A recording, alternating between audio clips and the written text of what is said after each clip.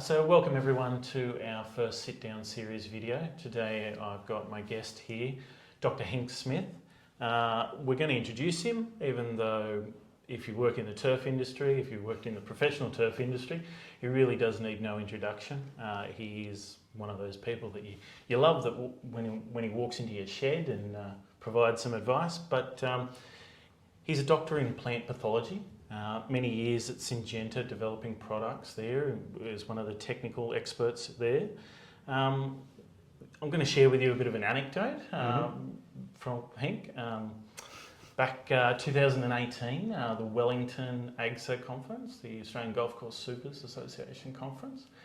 There was a visiting professor there, and he was talking about a subject that he was an expert in, and he was posed a very difficult question, and he couldn't actually answer the question, and it was quite funny to see some of the crowd who quickly said, "Oh, where's Henk? Henk will know."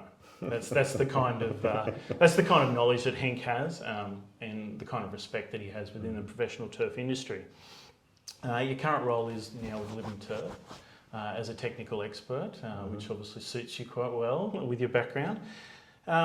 And so today, being a plant pathologist and that, I thought it'd be a great opportunity to talk about some of the conditions facing homeowners and lawn lovers out there, particularly along the east coast, and the conditions that La Niña are bringing to them, and what impact are you seeing, I guess, out on home lawns and even in the commercial space as well? No, for sure. No, and thanks for that introduction. I mean, it's a bit embarrassing to hear people talk about you in flowery language like that, but thanks, I appreciate that, mate. And to your question, I think La Niña is one of those things this year that has been a bit of a curveball. I mean, our memories are short. Yep. We forget that these things happen to us regularly, or at regular intervals. But it has been 2 or 3 years since we've really seen a major event like this. On the professional side, I think, from that perspective, really what we're seeing where, turf is under a lot of demand this time of the year for sport and everything. And I think the major things that we see is that there's a bit of, I like to coin the phrase, a little bit of spinning wheels from a perspective from turf at the moment on sports fields. Reason for that is, and we might talk a little bit more about that, but reason for that is really that they're struggling in this whole scenario under a La Niña situation, because obviously what we get is a lot of rain. A lot of rain means a lot of filtration of that rainwater that's clean water through the profiles, through the soil profile that can take nutrition and strip it out of there. So turf is faltering a little bit on that side under high demand to say, gee, where do I get my next food source from, or where do I get my next meal from, because I'm actually losing a bit of that reservoir that we put in there pre-season. On the other side, what happens is, because there's so much cloud and cloud cover and so much rain, obviously from the clouds, you get into that situation where the light intensity that the turf need to photosynthesize and produce energy from the food stores we put into the soil and give them is becoming impacted as well, because that light intensity is now so bad that they don't function at full capacity, they function at 50% capacity. Yep. And because of that, you sort of get into the sense where you just get the sense that turf is spinning wheels a little bit. They're not happy. They look nice because they grow. It's a heartache for anyone that looks after it, because you have to mow so much because it's just growing.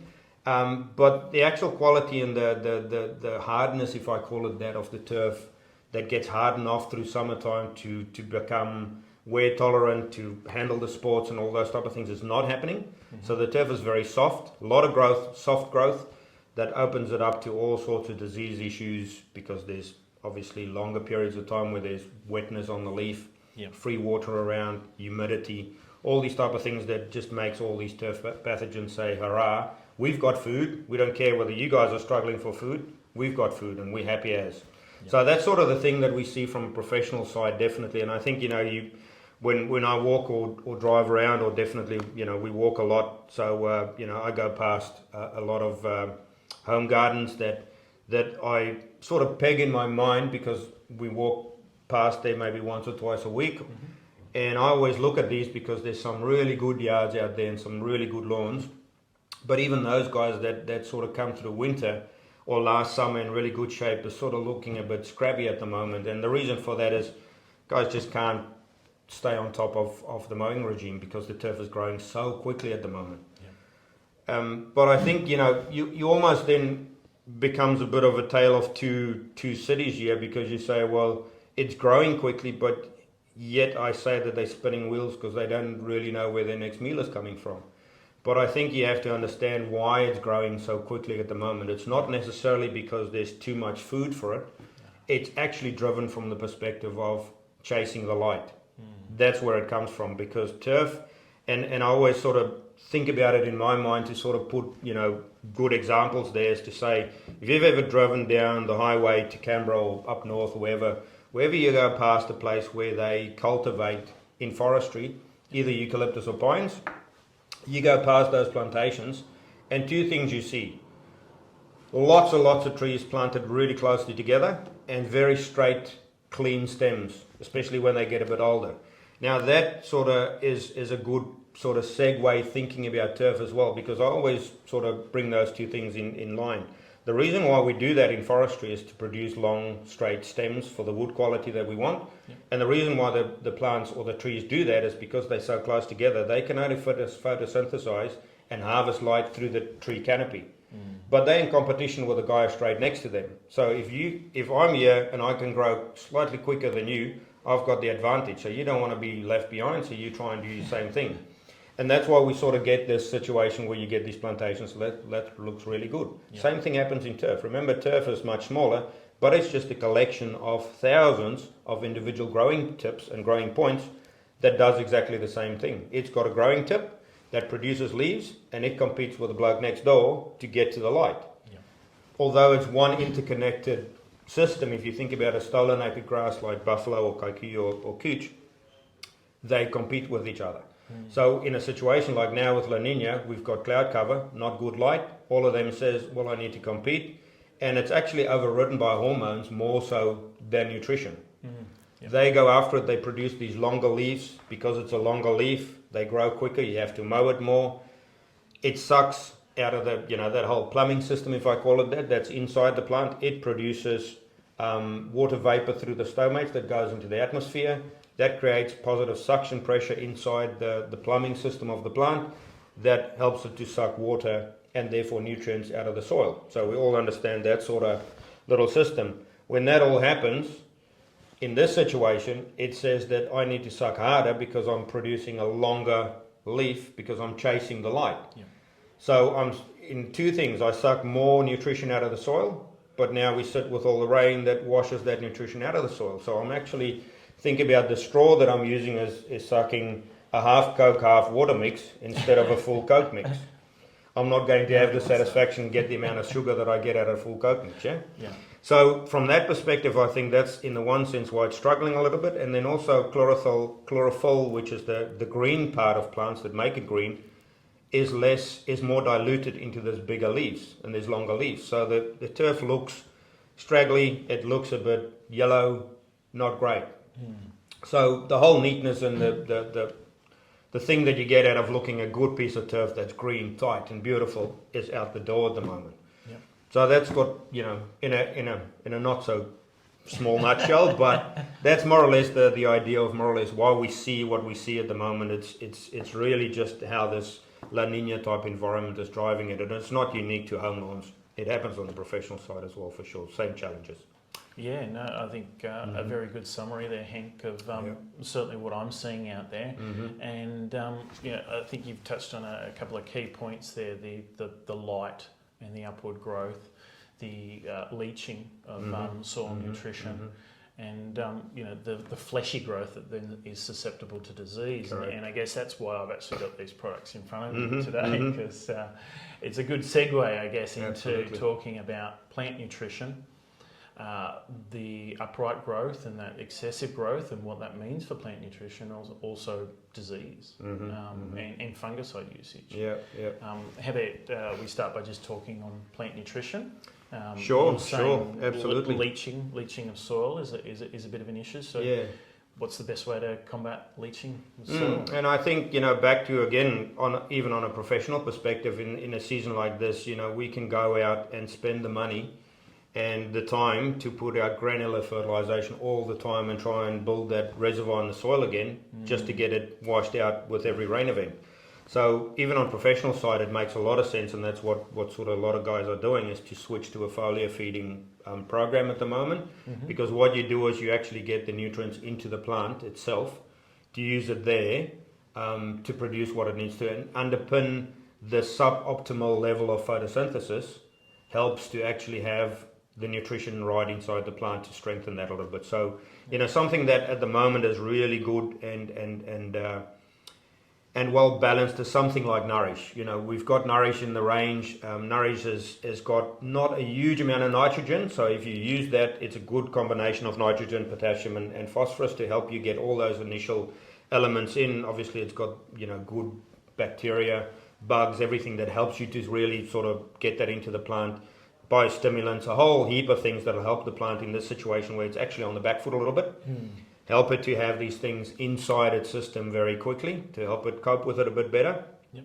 But not enough nitrogen in there to really help or push the turf over the edge on top of the hormones that is pushing these longer leaves. So you won't get so much nitrogen in there that it goes a bush growth. Yeah. That makes the whole thing worse. So it's a good balance there. I'd imagine a lot of people are concerned about applying extra nitrogen at the moment when they're mowing once, twice a week for some people. Exactly, and I think that's the thing that you have to understand.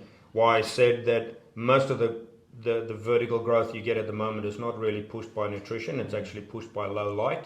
So hormonal effect rather than nutritional effect. So by doing that and starving the plant of nitrogen or of nutrition is actually making it so much weaker, than disease and all these other things will come into it much easier. So it's important to keep the nutrition up. And then based on that, while we talk about nutrition, there's another product you've got here that is called Brilliance. Now I talked about the dilution effect of in a larger leaf or a fast growing leaf of chlorophyll. So the thing is, when it grows quickly and you mow it off quickly, you lose the amount of chlorophyll that's in that part that you mow off. That's the part that needs to harvest the bad light. So to concentrate that a little bit more means that if we give the plant a little bit of extra iron and a little bit of extra zinc, which is in Brilliance, it'll help the photosynthesis to be performing at a slightly higher level, because the chlorophyll is a little bit more switched on. Iron, zinc, both of them so important to the whole initial process of producing chlorophyll and then harvesting light. So that really helps to bring the green color back into it. But we can do all of that and still have all the mowing happening, because it's not, we can't do anything about the low light. So that's the fundamental thing hormonally that'll push it. And that's where a product like Primo Maxx as a growth regulator comes into it so well during this time of the year. Because essentially what it really addresses the hormonal imbalance in the plant, because under these low light conditions, it's a hormone called gibberellic acid that really pushes this elongation of the leaf. And Primo or Trinaxipag goes into the plant and blocks the production of gibberellic acid, which means that the plant doesn't have all the hormones that flushes its system and pushes these long leaves, but actually slows down the vertical extension of leaf. It's not slowing down the growth, it's just slowing down the vertical extension of leaves by making that push out of a cell that elongates on its longitudinal axis. It reduces that. But rest of the plant will still use the nutrition, everything to produce what it produces. It'll just not be in such a big, fast extending leaf, which means that you actually keep the nutrition in the plant longer. It means that you don't have to mow that often. And talking about mowing, traditionally when you go out and mow, it would be on a nice dry day, because the last thing you want to go and do is mow in your wet lawn, leave tracks everywhere, have the sloshiness, and it just looks messy, and it's not. I just think about the amount of I'll just take this from my own lawn, because I've got a demanding wife as well, mate. Everything needs to be perfect, so you have to mow at this stage like twice a week. Taking that into your bin to go into the trash on a Friday, mate, it fills the bin up really quickly, and for the life of me, you have to be a strong bloke to move that bin out to the street, because it's wet now. So, no one wants to mow when it's wet, but we're forced to do it at the moment. And I think mowing in the wet and mowing these tall growing grass, that sort of creates a microclimate in there. High humidity in that microclimate in amongst right on the turf as opposed to in the air.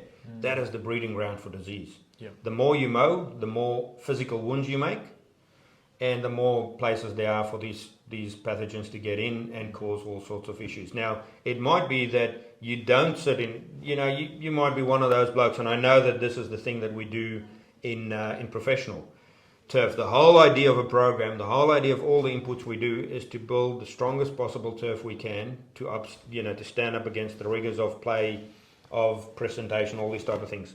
It's really no different if you got a passion to do it on your own lawn. The stronger the turf is, the better it'll handle everything through winter time into summer, how it overwinters. The weaker it is, it might not be that you've got major patches of disease killing big swaths of your turf, but underlying, if you lose 20 or 30% of your root system or of your stolons, it might not show up as a massive decline in turf, but I promise you it'll go into winter time in a much weaker position. And if you get the out of sync frost, half your turf is gone, and it takes 2 months longer in springtime to recover from that, as opposed to going in strong. So even now, it might look like turf is growing like wildfire, but I reckon looking after good balanced nutrition, making it look schmick by just sort of putting a little bit of extra zinc and iron in there to get the green up, and growth regulation is awesome. It is the thing to do.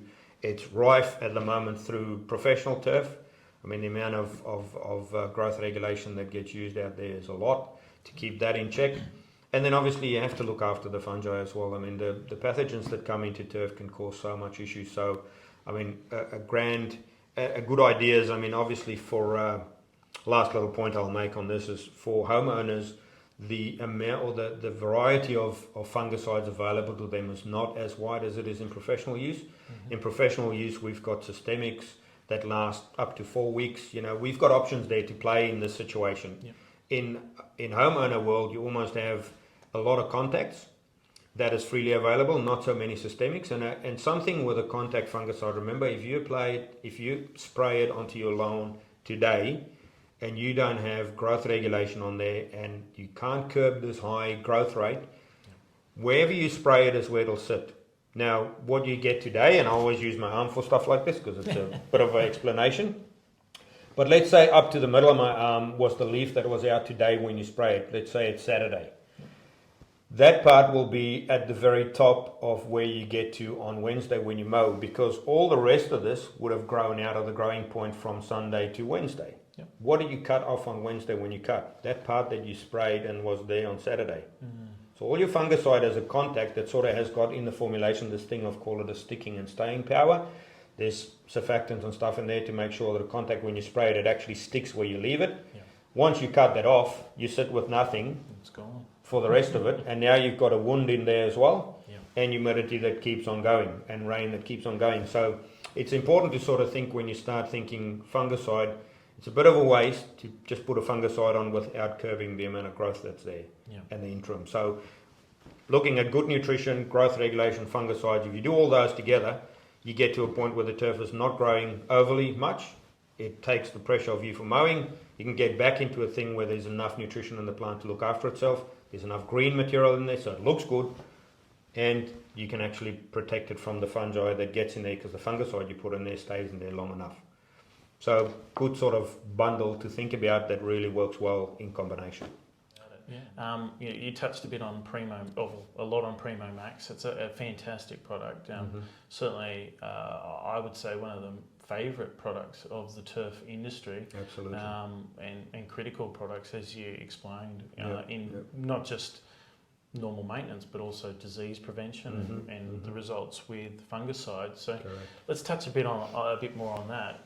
If I've got a bit of some leaf spots, let's say Helmo or something like that, is Primo something that I should be using? Because obviously we start to see a bit of damage on the lawn. What's the best solution there? So I think, just to be clear, Primo is not a fungicide that will help you to kill the fungus itself or the pathogen itself.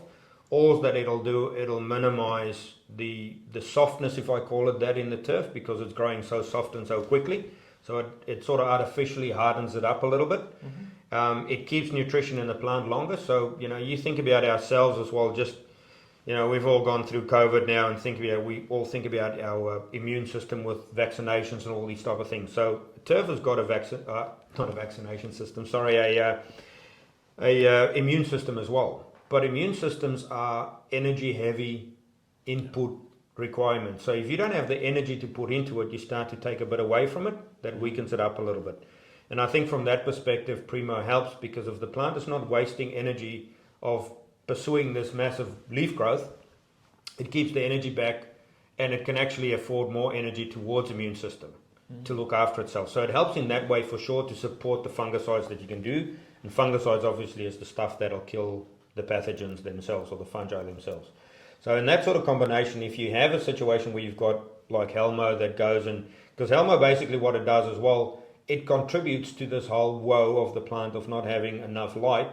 So all of a sudden now by having half or third of the leaf spotted and killed, guess what? They can't photosynthesize either, yeah? So it's just sort of adding to the woes of the plant and spinning wheels. So in that situation, I think, depending again, we're always in professional world say, Primo is a product to make good turf great. It's not a product to help bad turf become better. So in that situation, I would always say, if you've got disease out there, fungicide is your first go. Put the fungicide out, try and get on top of it, but look at it this way. When you think you want to do it, do a mow. Do your fungicide straight on top of that mow, because that'll give you the next 3 or 4 days where the fungicide is actually there before you mow it off again.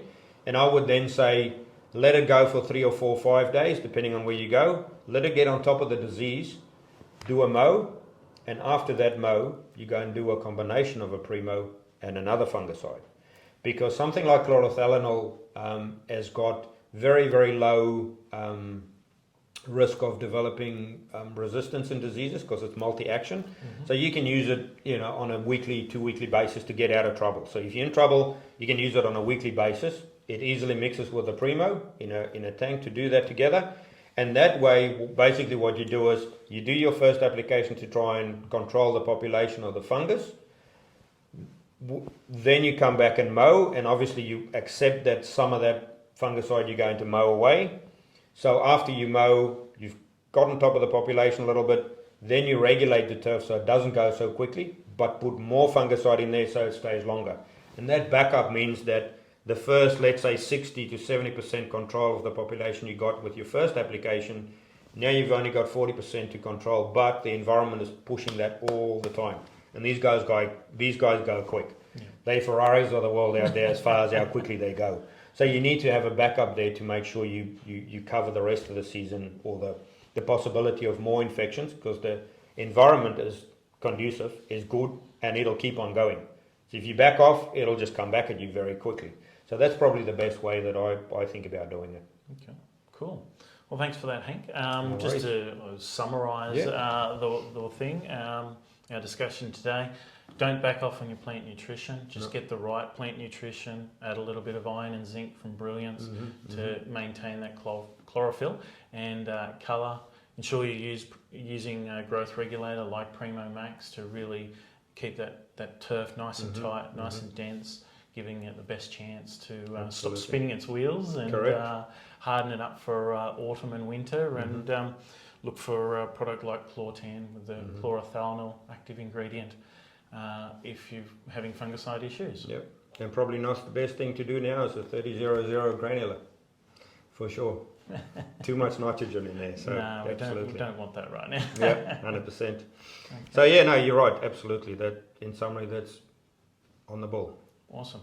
100%. Thanks for coming today, Henk, and really enjoyed the conversation and lots of fantastic insight. So everyone at home, thanks for watching. Don't forget to subscribe to our YouTube channel and hit the little bell so you can get notifications every time we set up a new video. Thanks everyone.